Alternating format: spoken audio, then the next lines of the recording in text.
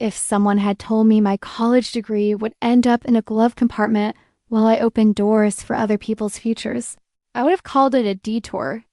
Imagine this. What happens when the most feared CEO on Wall Street realizes the only person who truly sees her isn't sitting at the conference table, but sitting in the driver's seat? Vivian Cross built her empire on ruthless choices and ironclad detachment. Feelings were for other people. Control was everything. But one Instagram story from her driver is about to crack that perfect armor wide open. Before we get into it, make sure you hit that subscribe button. Tap the notification bell and tell me in the comments which state you're watching from. The black Mercedes rolled up to the Goldman Sachs building at exactly 6:47 a.m. 3 minutes early. Just the way I liked it. I slid into the back seat without lifting my gaze from my phone. Same ritual every morning for the last 8 months. Riley opened the door, waited for me to settle in, then shut it with that precise, professional click. "Good morning, Miss Cross." Her voice floated through the partition. "Morning," I answered, eyes still glued to the quarterly reports. But here's what I didn't say. I'd been up since 4 a.m., and not because of looming deadlines or market volatility. I was wide awake because I couldn't stop replaying yesterday's conversation. The way she'd laughed when I confessed how awful I was at making coffee. How her eyes crinkled at the corners. God, I was pathetic. The car pulled into traffic and I caught a reflection in the rearview mirror. Dark hair pulled back in that low ponytail. Aviator sunglasses hiding those impossibly green eyes. Professional, untouchable, everything I should be. My phone buzzed. Another merger falling through. Perfect. Rough morning already. Riley's voice cut through my spiral. I looked startled. She was watching me in the mirror, and for a split second, I forgot how to breathe. "Just business," I said, my voice coming out sharper than intended. She nodded and looked away back to the safe distance I'd carefully maintained between us. The thing is, Riley Hart wasn't supposed to matter. She was hired through the company's executive transport service, professional references, clean background check, zero complications, except everything about her was a complication. The way she remembered I liked my coffee black, but always kept cream in the car just in case. How she'd adjusted the seat temperature without me asking after noticing I'd shivered once. The fact that she read actual books instead of scrolling through her phone during my meetings. Miss Cross, her voice snapped me back to reality. "Yes, we're here." I looked out the window. The Meridian Capitol building loomed above us. All glass and steel. My kingdom, my battlefield. Riley was already out of the car, moving around to open my door. I gathered my briefcase, straightened my blazer, and prepared to step back into my role as the Ice Queen of Wall Street. But as I stepped onto the sidewalk, my heel caught on a loose piece of concrete. I stumbled forward and suddenly Riley's hand was on my elbow, steadying me. "Careful," she said softly. For a moment, we were standing too close. I could smell her perfume, something clean and warm that made my head spin. Her hand was still on my arm, and I could feel the heat of her fingers through my blazer. "Thank you," I whispered. Our eyes met, and something passed between us. Something dangerous and electric and completely inappropriate. Then reality crashed back. I was Vivian Cross. I didn't stumble. I didn't need saving. And I definitely didn't get flustered by my employee's touch. I stepped back, rebuilding my walls in real time. "I'll be ready at 6, I said, my voice back to its usual ice. "Of course, Miss Cross." I walked toward the building, feeling her eyes on my back. In the reflection of the glass doors, I saw her watching me until I disappeared inside. The elevator ride to the 42nd floor gave me time to compose myself. By the time the doors opened, I was back to being the woman who closed 3 major deals last week and made grown men cry in negotiations. But as I settled into my corner office, I couldn't stop thinking about the warmth of Riley's hand on my arm. My assistant Ethan appeared in my doorway with his usual stack of files and worried expression. "The price account is threatening to pull out," he announced without preamble. "Let them," I said, not looking up from my computer. "Their loss, Vivian. They represent $12 million in annual revenue." I finally looked at him.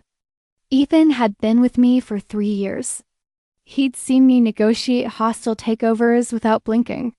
He'd watched me fire an entire department without losing sleep. But right now, he looked genuinely concerned. Set up a meeting, I said. This afternoon. He nodded and started to leave, then paused. Everything okay? You seem distracted. Distracted? If only he knew. I'm fine, Ethan. Just thinking about the Hartwell acquisition. It wasn't entirely a lie. I was thinking about acquisitions, just not the kind that belonged in a boardroom. The morning flew by in a blur of conference calls and contract reviews.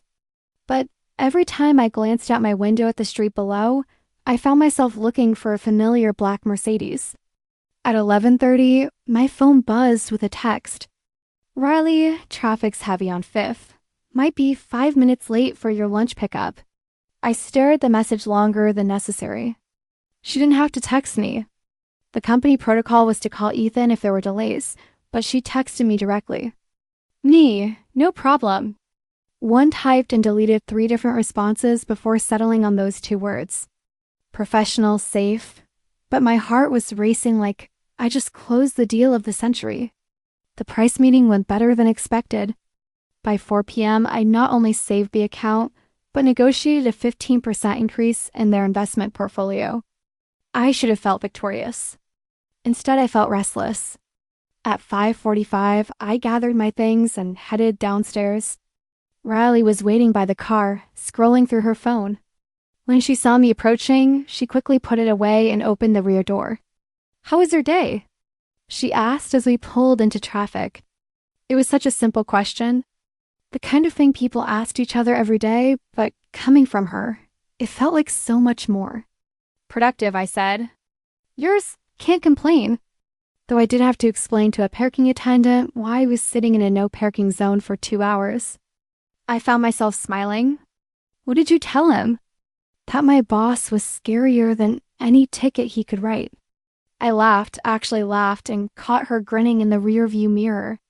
Am I really that terrifying? Absolutely, she said without hesitation, but in a good way. The rest of the drive passed in comfortable conversation. Riley told me about the book she was reading. Some thriller about art forgery. I found myself sharing details about the price deal, something I never did with employees. When we pulled up to my building, I didn't immediately get out. Riley, yes, thank you for today, for everything. She turned in her seat to look at me directly. Just doing my job, Miss Cross, but the way she said it, the softness in her voice suggested it was more than that. I got out of the car and walked toward my building, but I could feel her watching me again. At the entrance, I turned back. She was still there, still watching. And for the first time in months, I let myself wonder what would happen if I stopped pretending I didn't notice. The next morning started like any other, except I'd changed my blazer 3 times and checked my reflection twice before heading downstairs. Pathetic didn't even begin to cover it. Riley was waiting by the car, wearing dark jeans and a fitted black jacket that made my mouth go dry. She looked up as I approached, and I caught something in her expression. A flicker of awareness that hadn't been there before. Morning, she said, opening the door. Good morning. I settled into the back seat, hyper-aware of every movement. The way she adjusted the rear-view mirror, how her fingers dreamed against the steering wheel at red lights, the soft humming under her breath that I'd never noticed before. Or maybe I had noticed. Maybe I'd been cataloging these details for months without admitting it to myself. Late night? Riley asked, glancing at me in the mirror. I'd been up until 2 a.m., but not because of work. I'd been thinking about yesterday's conversation, about the way she'd smiled when I laughed. Conference call with Tokyo, I lied smoothly. Brutal. I don't know how you do it. Practice, I said, then found myself adding. And really good coffee. Speaking of which, she reached into the center console and pulled out a travel mug. Thought you might need this. She handed it back to me and our fingers brushed as I took it just for a second. Just skin against skin, but it was enough to send electricity shooting up my arm. Thank you, I managed, hoping my voice sounded normal. The coffee was perfect, black, strong, exactly how I liked it. But more than that, it was thoughtful, personal, the kind of gesture that crossed the line between professional and something else entirely. "How did you know I'd need this?" I asked. "Lucky guess," she said. But I caught her smile in the mirror. The morning flew by in a haze of meetings and phone calls, but every sip of that coffee reminded me of Riley's fingers against mine, of the way she'd anticipated what I needed before I even knew I needed it. By lunch, I was a mess. "You're distracted again," Ethan observed, setting a stack of contracts on my desk. "I'm fine." "You've been staring at that coffee cup for 10 minutes. I looked down. He was right. I'd been turning the empty travel mug in my hands like it held the secrets of the universe. "It's nothing," I said, shoving it into my desk drawer. But it wasn't nothing. It was everything. At 6 p.m., I headed downstairs with a strange mix of anticipation and dread. Riley was leaning against the car, talking on her phone. When she saw me, she quickly ended the call. "Sorry about that," she said, opening the door. "Personal call?" Something like that. There was something different in her tone. Distant, like she was pulling back just when I was starting to lean in. The drive to my apartment was quieter than usual. No easy conversation, no shared smiles in the mirror, just the hum of traffic and the weight of unspoken words. When we stopped at a red light, I found myself studying her profile. The strong line of her jaw, the way she bit her lower lip when she was thinking, the small scar above her left eyebrow that I'd never noticed before. "Miss Cross," I realized I'd been staring. Yes, the light screen. Heat flooded my cheeks. "Right. Sorry, but she didn't move the car." Instead, she turned to look at me directly. "Are you okay?" "You seem...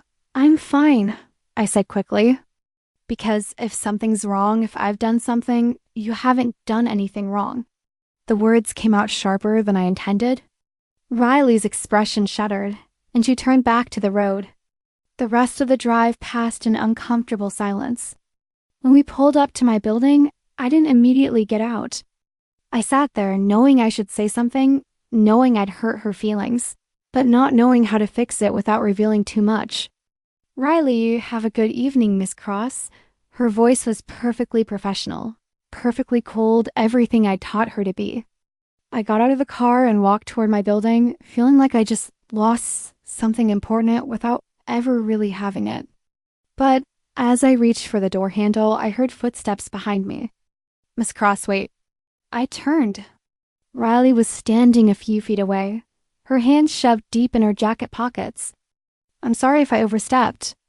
She said a coffee thing, asking personal questions. "I know you value your privacy, and you didn't overstep." The words tumbled out before I could stop them. "Then what's wrong?" "Because something's been different since yesterday, and I can't figure out what I did." She looked genuinely confused, genuinely hurt. And I realized that my attempts to maintain professional distance were coming across as rejection. "You didn't do anything wrong," I said again. "Softer this time, then what?" I stared at her, standing there in the glow of the streetlight, looking beautiful and concerned and completely unaware of the effect she had on me. "It's complicated," I said. "Finally, try me." For a moment, I considered telling her everything.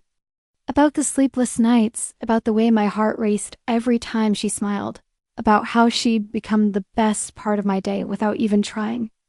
Instead, I said I should go. Disappointment flashed across her face, but she nodded. "Of course, I'll see you tomorrow." She started to walk back to the car, but something in me snapped. "Riley." She stopped, turned. The coffee was perfect. "Thank you." A small smile tugged at the corner of her mouth. "You're welcome." I watched her drive away, then stood on the sidewalk for a long time, wondering when I'd become such a coward. Upstairs in my apartment, I poured myself a glass of wine and tried to focus on the quarterly reports spread across my dining table. But my mind kept wandering back to the moment our fingers had touched, to the way Riley had looked at me when she asked what was wrong, to the fact that I was falling for my driver and had absolutely no idea what to do about it. My phone buzzed with a text. Riley forgot to mention I'll be a few minutes late tomorrow morning. Car's due for maintenance. I stared at the message, then typed back. No problem. Thank you for letting me know. But what I wanted to say was, I miss you already. What I wanted to say was, come back. What I wanted to say was, I think I'm falling in love with you, and it's terrifying. Instead, I finished my wine, took a long shower, and went to bed. But I didn't sleep. I lay there thinking about green eyes and gentle smiles, and the way Riley's voice sounded when she said my name. And I wondered if she was thinking about me too. I woke up at 5 a.m. to the sound of rain against my windows. Perfect. The weather matched my mood. Gray, unsettled, and completely unpredictable. Riley was 10 minutes late, just as warned. When I slid into the back seat, she was apologizing before I'd even closed the door.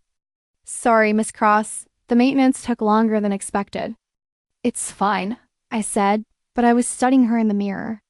She looked tired, stressed, like she'd slept about as well as I had. Everything okay?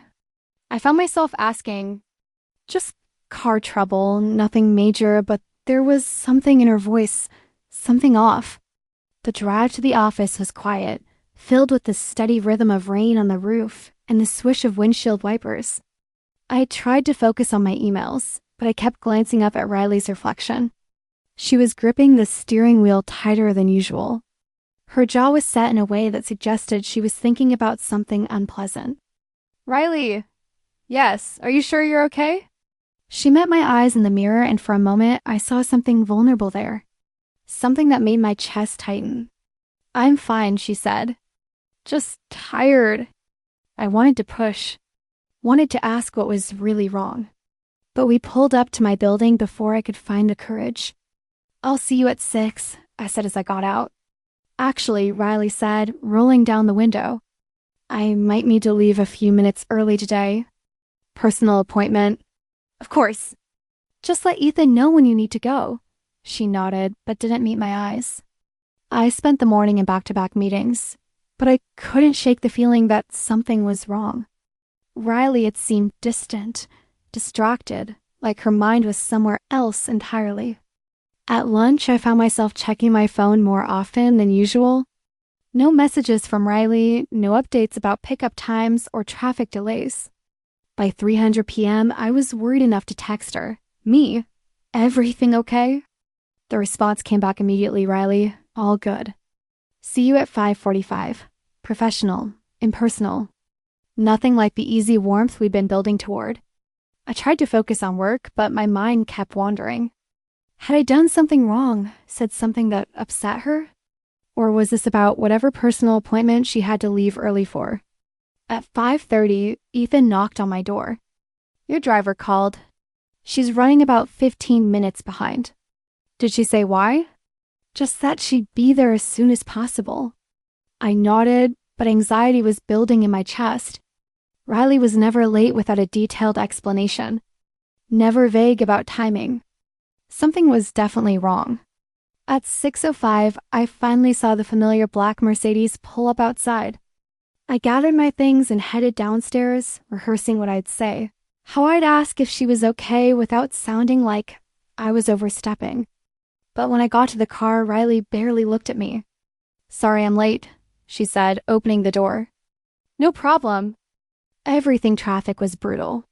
She closed the door before I could finish my question. The drive home was tense. Riley kept checking her phone at red lights, her fingers drumming against the steering wheel in an agitated rhythm. When I tried to make conversation, her responses were clipped. Distracted. Finally, I couldn't take it anymore. Riley, what's going on? Nothing's going on. You've been acting strange all day. If I did something, you didn't do anything. Her voice was sharp, defensive, like she was trying to end the conversation before it started. We pulled up to my building in silence. I sat in the back seat for a moment, trying to figure out how to bridge the sudden distance between us. Riley, have a good evening, Miss Cross. The dismissal was clear.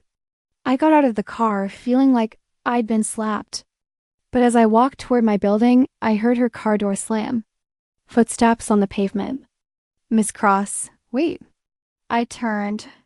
Riley was standing by the car, her phone in her hand, looking like she was fighting some internal battle.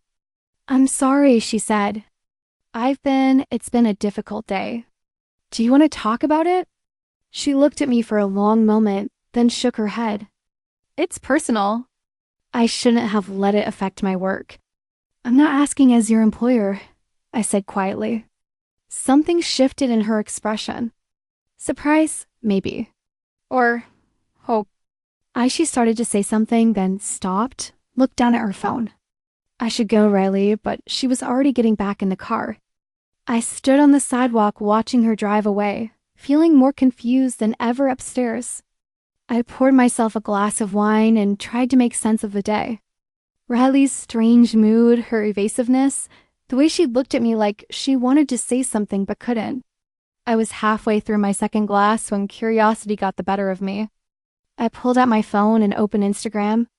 I never looked at Riley's social media before. It felt like crossing a line, but something about today made me desperate for answers. Her profile was mostly private, but her stories were public. I clicked on the little circle next to her name, my heart pounding for reasons I couldn't explain. The first story was from this morning. A photo of her car at the mechanic shop with the caption, "When your baby meets TLC." The second was from lunch. A picture of a sandwich with the text, "Stress eating is still eating, right?" And then I saw it. The third story posted just an hour ago, a video of Riley laughing with another woman. They were in what looked like a garage, both of them covered in grease, grinning at the camera. The other woman was beautiful, short blonde hair, bright smile, the kind of effortless confidence I never possessed. The caption read, "Best part of car trouble, spending the day with this one." My phone slipped from my hands, clattering onto the hardwood floor. The sound echoed through my apartment like a gunshot. I stared at the cracked screen, my heart hammering against my ribs. The wine glass trembled in my other hand. Riley was with someone else. Of course she was. Beautiful, kind, funny Riley, who brought me perfect coffee and remembered how I liked my seat temperature. Why wouldn't she be with someone? And why did it feel like someone had just ripped my heart out of my chest? I picked up my phone with shaking hands. The video still playing on loop. Riley's laugh. The easy intimacy between them, the heart emoji that felt like a knife to my gut. I'd been an idiot, a complete delusional idiot. All those moments I thought we'd shared. The lingering looks, the gentle touches, the way she'd seemed to care about my day. They were just her being professional, being kind to her difficult boss, who was apparently developing an embarrassing crush. I closed Instagram and set my phone aside, but the image was burned into my memory. Riley's smile, the other woman's hand on her shoulder, the caption that made it clear this wasn't just friendship. I finished my wine in one gulp and poured another, then another. By the time I went to bed, I'd made a decision. Tomorrow, things would go back to normal. Professional distance. No more personal conversations. No more wondering what if. Riley had her life and I had mine. And never the two should meet. I woke up with a headache and a resolve that felt as fragile as spun glass. Professional distance. That was the plan. Riley arrived at exactly 6:47 a.m., same as always. But when she opened the car door, I didn't look up from my phone. "Good morning, Miss Cross." Morning. I kept my voice flat, businesslike, the way it should have been all along. The drive to the office was silent, except for the morning news playing softly through the speakers. I could feel Riley glancing at me in the rearview mirror, but I refused to meet her eyes. When we pulled up in front of my building, I was out of the car before she could even make it around to open the door. "I'll be ready at 6 o'clock, I said, not bothering to look back. Miss Cross, but I was already walking away. The rest of the morning vanished in a haze of conference calls and contract reviews. I hurled myself into work with the same brutal focus that I'd built my reputation cold, precise, untouchable.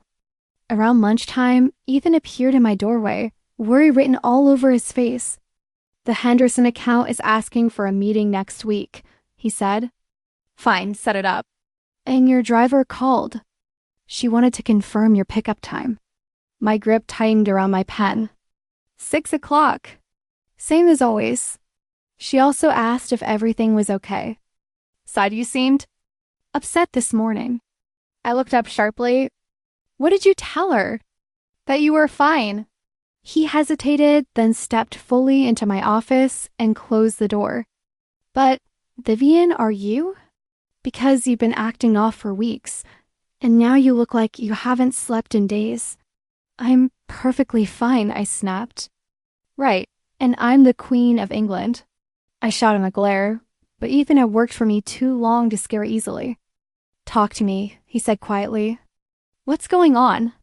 For a split second, I considered telling him everything about Riley, about the feelings I'd been shoving down, about the Instagram story that had torn my carefully constructed fantasies to shreds. Instead, I said, I need you to call the transport company. I want a different driver. Ethan blinked. What? Why? Riley's been unprofessional. It was a lie and we both knew it. Riley had been nothing but professional. I was the one crossing lines, reading meaning into things that weren't there. Unprofessional how? He pressed. Just call them, Ethan. Vivian, Riley's been your driver for 8 months. She knows your schedule, your habits. She's reliable, punctual. I said, call them. My voice came out sharper than I intended. Ethan flinched, then gave a small nod. Fine, but they'll want a reason. Tell them I need someone with more experience. Another lie. Riley was the best driver I'd ever had. I'll make the call, Ethan said quietly. He paused with his hand on the doorknob. For what it's worth, I think you're making a mistake. After he left, I sat there, staring out at the city spread beneath my windows, trying to convince myself that pushing Riley away was the right decision. Professional distance, clean boundaries, no more complications. But all I could think about was Riley's smile. The way she brought me coffee yesterday morning, how she'd asked if I was okay with genuine concern in her voice. At 5:45, I gathered my things and headed downstairs, steeling myself for what might be our last conversation. Riley was waiting by the car, scrolling through her phone. When she saw me approaching, she quickly put it away and opened the rear door. How was your day? She asked as we pulled into traffic. I almost answered automatically the way I had been for weeks. Then I remembered the Instagram story, the blonde woman, the heart emoji. Fine, I said curtly. Riley glanced at me in the mirror. Just fine. Yes, the price account went well. I looked up sharply. How do you know about price? You mentioned it yesterday. Said you were nervous about the presentation. Had I said that, I couldn't remember. The past few weeks were a blur of shared conversations and stolen glances. It went fine, I repeated. That's good. I know how important it was to you. The kindness in our voice made my chest ache. This was exactly why I needed distance.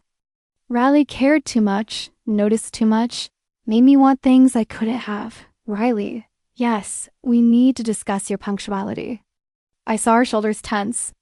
My punctuality. You've been late several times recently. Yesterday. This morning. I was 10 minutes late yesterday because of car maintenance. I texted you in advance and this morning you were 3 minutes late. 3 minutes. Her voice rose slightly. Miss Cross, I've been your driver for 8 months. I've never been more than 5 minutes late, and only when I've given you advance notice. Professional standards exist for a reason. Professional standards? She pulled over to the curb and put the car in park, then turned to face me. What is this really about? I don't know what you mean.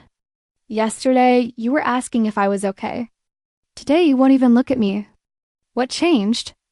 Everything I wanted to say. I saw your Instagram story. I saw you with her. I realized I've been living in a fantasy. Nothing changed, I said instead. I'm simply maintaining appropriate boundaries. Appropriate boundaries? She repeated the words like they tasted bitter. Right. She turned back around and pulled into traffic, but I could see the tension in her shoulders. The way her hands gripped the steering wheel, We drove the rest of the way in silence. When we pulled up to my building, I reached for the door handle, but Riley's voice stopped me. Miss Cross, I looked up reluctantly. If I've done something to upset you, I'd appreciate you telling me directly instead of hiding behind complaints about punctuality. Her green eyes were steady, challenging, demanding honesty. I wasn't prepared to give. You haven't done anything wrong, I said. Then what's this about? I stared at her. This woman who'd somehow become the center of my universe without my permission. Who brought me coffee and asked about my day and made me feel less alone in the world. Who belonged to someone else. It's about maintaining professional distance, I said finally. Something I should have done from the beginning. Pain flashed across Riley's face, quickly replaced by something harder. Professional distance. Got it. Riley, will there be anything else, Miss Cross? The formality in her voice was like a slap. I'd gotten what I wanted. Distance, boundaries, professionalism. So, why did it feel like I was losing something precious? No, I said quietly. That's all. I got out of the car and walked toward my building, feeling Riley's eyes on my back. At the entrance, I turned around. She was still sitting there watching me with an expression I couldn't read. For a moment, I considered going back, apologizing, telling her the truth about why I was pushing her away. Instead, I walked inside. Upstairs, I poured myself a glass of wine and tried to convince myself I'd done the right thing. Professional boundaries were important. Getting involved with employees was a disaster waiting to happen. But all I could think about was the hurt in Riley's eyes. The way her voice had gone cold when she called me Miss Cross. My phone buzzed with a text from Ethan.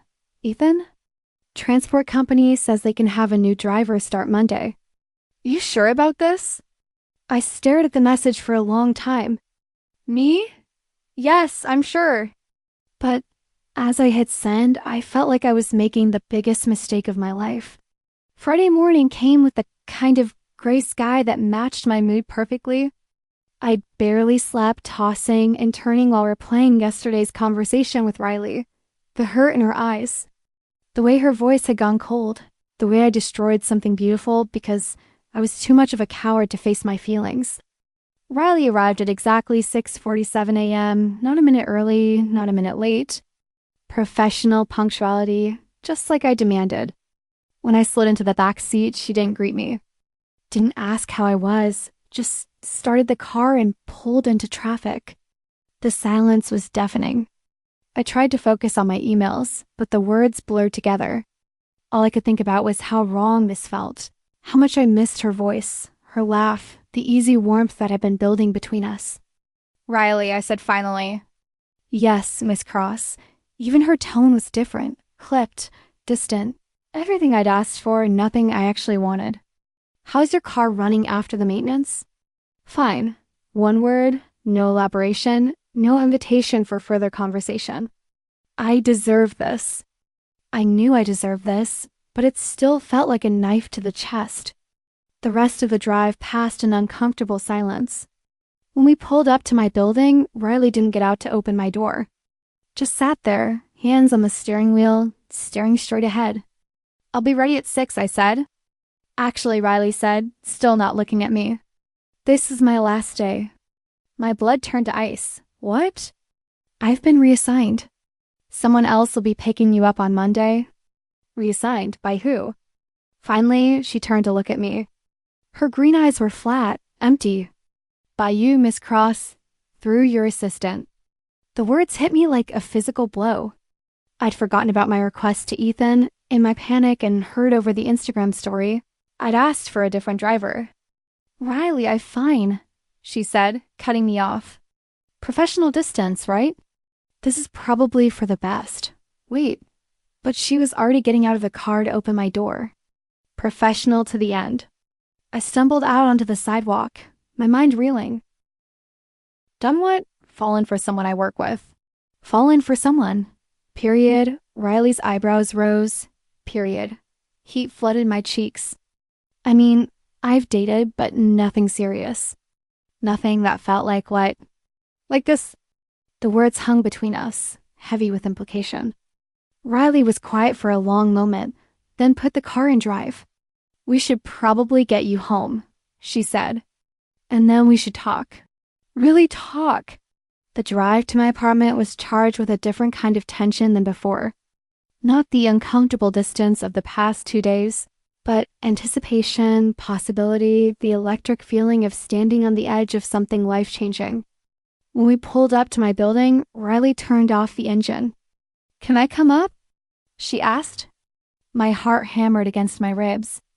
Yes, we rode the elevator to the 42nd floor in silence. I was hyper-aware of Riley beside me. The way she smelled like vanilla and something clean. The way she kept glancing at me like she couldn't quite believe this was happening. I unlocked my apartment door with shaking hands. "Wow," Riley said, stepping inside. "This is pretentious." I was going to say beautiful. My apartment was beautiful in a cold magazine perfect way. All clean lines and expensive furniture, and not a single personal touch that might reveal who I actually was. "It doesn't feel like you," Riley said, walking to the floor-to-ceiling windows that overlook the city. "What do you mean?" "It's too perfect, too controlled." She turned to face me. "Where are your books, your photos, the things that make you happy?" I looked around my apartment as if seeing it for the first time. She was right. It looked like a hotel room.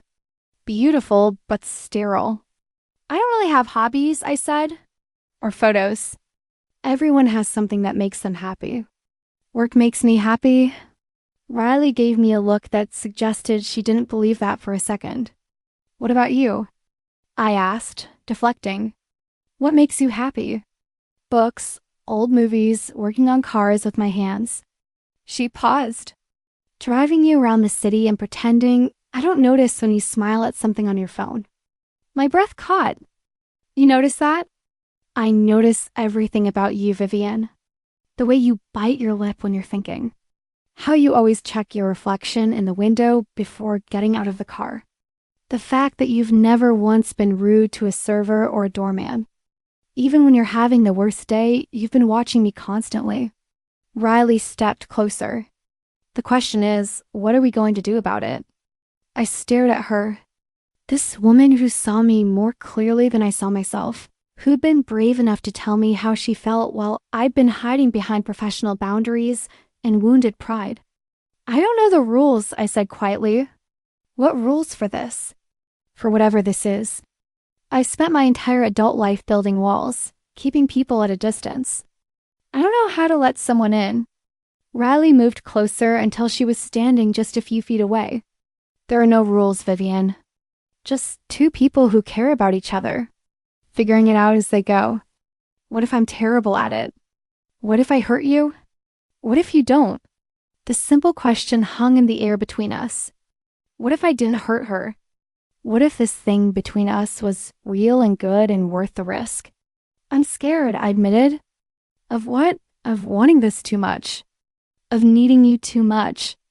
I took a shaky breath. "Of losing you." Riley's expression softened. "Vivian, you're not going to lose me. Not unless you push me away again." "I might push you away. I mean, it's what I do when things get complicated. Then I'll push back." The certainty in her voice made something tight in my chest loosen. "You say that now," I said. "But you don't know what I'm like, really like. I'm demanding and controlling, and I work too much, and I don't know how to be in a relationship. You're also brilliant and funny and more caring than you want people to know." Riley stepped closer. "You bring me coffee when you think I look tired. You remember the names of my favorite books. You ask about my day like you actually care about the answer." "I do care." "I know. That's what I'm trying to tell you." We stood there looking at each other, the weight of months of unspoken feelings hanging between us. "So what now?" I asked. "Now we try. We take it slow. Figure it out together. And when you get scared and try to push me away, I'll remind you that some things are worth fighting for. And if it doesn't work, if we're too different, or the professional thing gets complicated." Riley silenced me by stepping forward and taking my hands in hers. "Vivian," she said gently, "stop borrowing trouble from tomorrow. Can we just focus on right now? Right now. Riley's hands in mine, her green eyes looking at me like I was something precious. The feeling that for the first time in my life, I was exactly where I belonged. Right now sounds good, I said. Riley smiled, and it was like the sun coming out after a storm. Good, because I have a confession to make. What? I've been wanting to kiss you for months. My heart stopped. You have? Since the second week. You were on a conference call and you were arguing with someone about quarterly projections, and you got this fierce look on your face, and I thought I am in so much trouble. I laughed, surprising myself. The second week. What about you? When did you know? I thought about it. The day you brought me coffee without being asked. You said it was a lucky guess, but I knew you'd been paying attention. Really paying attention, and I realized I wanted you to keep paying attention forever. Forever is a long time. Is it too long?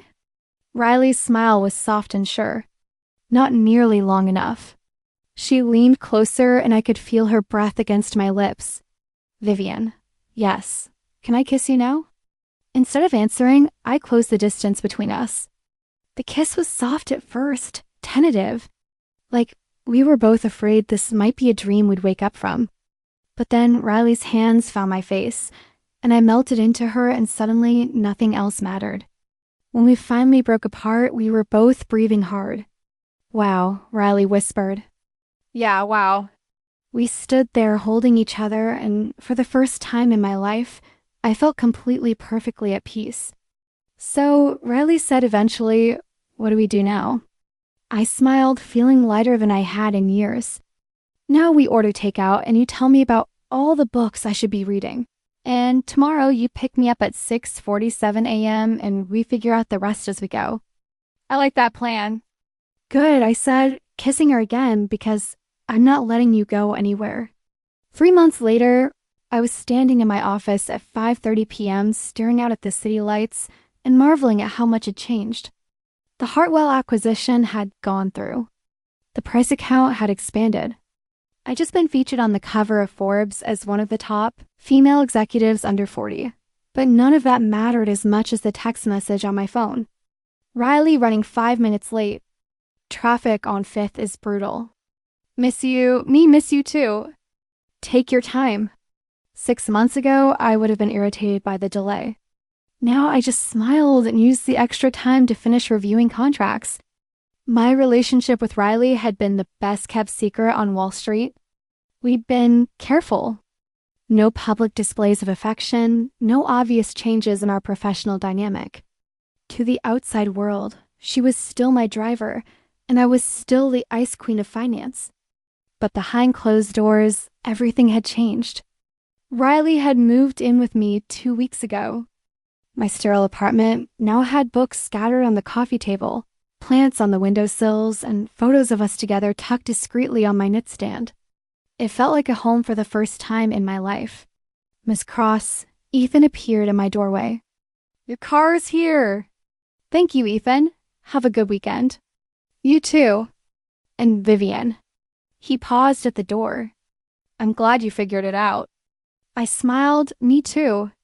Downstairs, Riley was waiting by the car, and my heart did the same little skip it had been doing for months.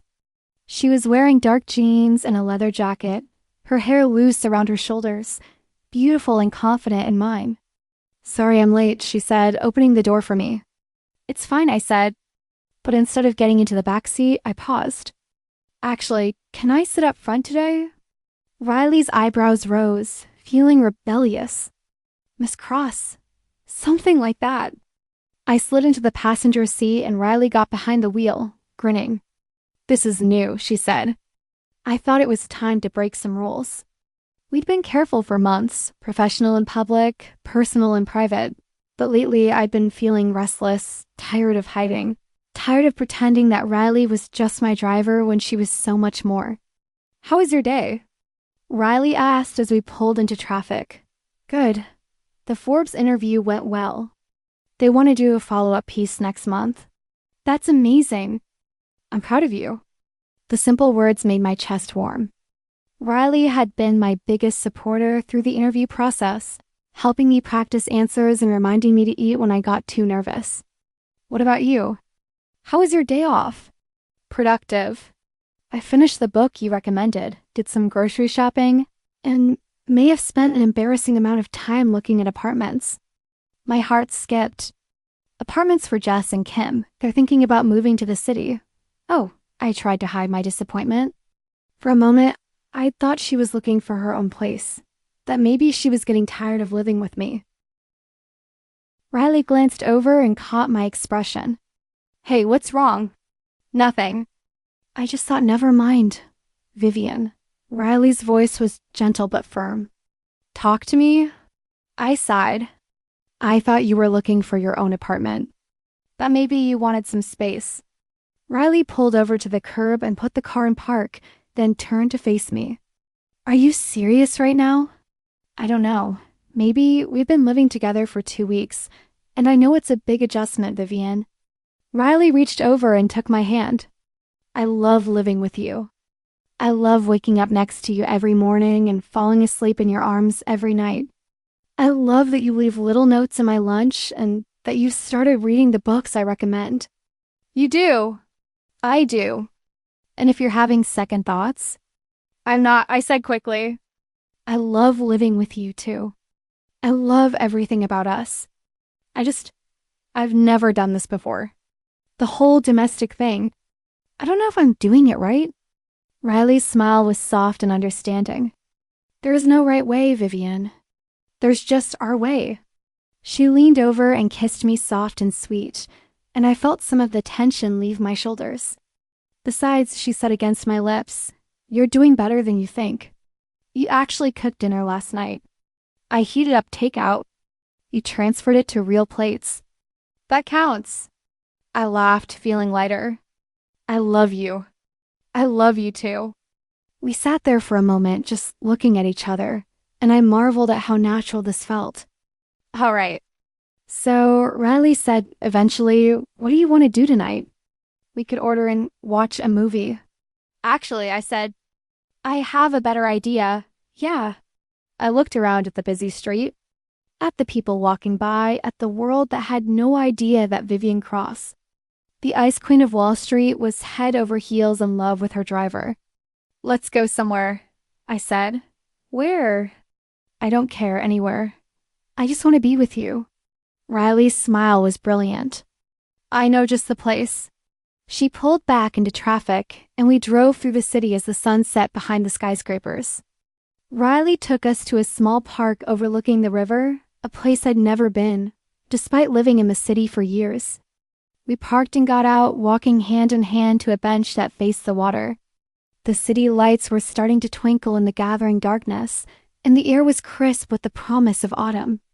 This is beautiful, I said. I used to come here when I first moved to the city, Riley said when I was feeling overwhelmed or homesick. It helped me remember that there was beauty here, even in all the chaos. I squeezed her hand. Thank you for sharing it with me.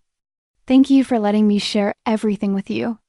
We sat in comfortable silence, watching the boats on the river and the people walking by. A few couples passed us, holding hands, stealing kisses, living their lives openly and without fear. Riley, I said suddenly. Yeah, I want to tell people about us. Riley turned to look at me. Are you sure? I'm tired of hiding. Tired of pretending you're just my driver when you're the most important person in my life. What about work? The complications. I'd been thinking about this for weeks. I'll transfer you to a different department, or we'll figure out a way to make it work. I don't care about the complications anymore. Vivian, I love you, I said, turning to face her fully. And I want the world to know it. Riley's eyes were bright with unshed tears. I love you too, so much. So we'll figure it out. We'll figure it out. I leaned over and kissed her right there on the bench in full view of anyone who might be watching. And for the first time in my life, I didn't care who saw. When we broke apart, Riley was grinning. What? I asked. I just never thought I'd see the day when Vivian Cross would make out with her driver in public. Former driver? I corrected. Current girlfriend, future? I trailed off suddenly shy. Future what? Riley asked softly. I don't know yet, but something. Something permanent. Riley's smile was soft and sure. I like the sound of that.